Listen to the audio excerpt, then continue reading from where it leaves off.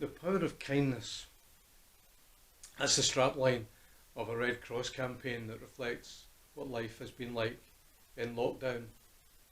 And we've certainly seen lots of kindness. We've seen NHS staff and other care staff who have gone above and beyond the call of duty to care for people who are sick or others who are frail and vulnerable. Businesses who have changed the way they go about things to care or to provide things for people who are shielding.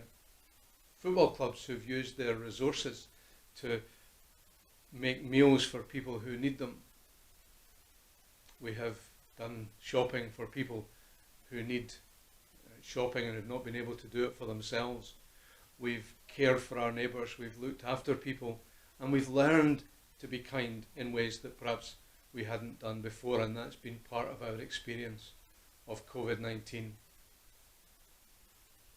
And in the new normal, in the better life that will come after this pandemic, we're told that because we've learned to be kind, our communities will never be the same again. Our society will be changed because we will learn to be kind to one another, and we will continue to be kind to one another.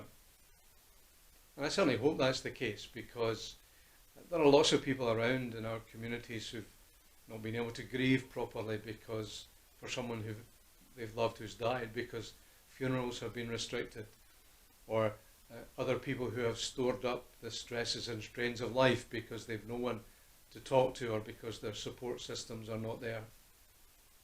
People who are furloughed or who have lost their jobs have lost a sense of purpose in life, and some are concerned that they won't have a job to go back to, and wonder what will happen next for them. And so these mental health issues are just one area of concern where we will need to continue to be kind to one another in the days to come. Jesus challenges us about our attitudes to each other. He told the story of a man who was travelling, and as he was travelling he was beaten up and left lying in the middle of the road half dead. And as he lay there, first one man came past and saw him there and kept walking. And then a second came and he did the same. He saw the man lying in the street and just kept walking, did nothing.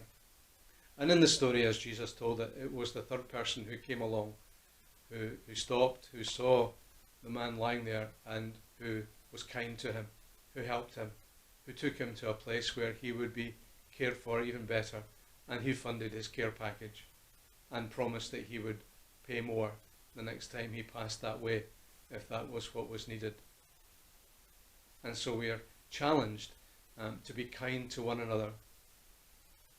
And there's something about that we need to learn, because there's part of our human nature that quite easily goes the other way, is ready to be angry and contemptuous of one another, is ready to look for revenge or retaliation.